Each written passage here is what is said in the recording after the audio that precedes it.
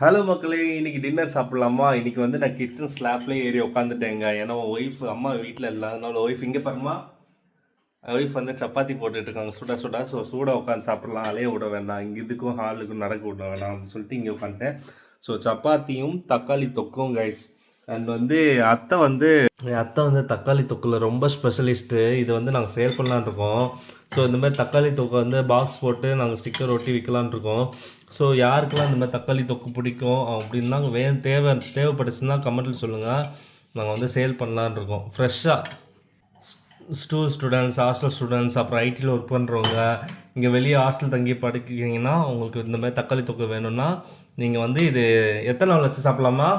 1 week வரைக்கும் வெளியிலேயே வச்சு சாப்பிடலாம். 1 வீக் வரைக்கும் இதுலையுமே வைக்காமல் வெளியே வச்சு சாப்பிட்லாம், அவ்வளோ சூப்பராக இருக்கும். இப்போ நீ கிச்சன் விட்டு எந்திரிப்பியா மாட்டியா மட்டும்தான் கேட்கல என் பொண்டாட்டி. ஏன்னா எப்பயும் யூஸ்வல் 4 சப்பாத்தி சாப்பிட்ற நாள் இப்போ இது 9வது சப்பாத்தி. ஏன்னா அந்த அளவுக்கு என் அத்தையோட மகிமை தக்காளி தொக்கு அப்படி இருக்கும் ருசி. இப்போ நம்ம வாங்க சாப்பிடலாம்.